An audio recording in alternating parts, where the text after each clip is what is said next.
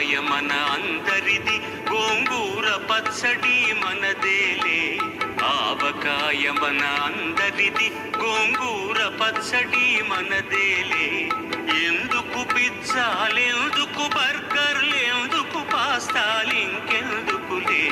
ఎందుకు పిజ్జాలెందుకు బర్గర్లెందుకు పాస్తాలింకెందుకులే. ఆవకాయ మన అందరిది, గోంగూర పచ్చడి మనదేలే.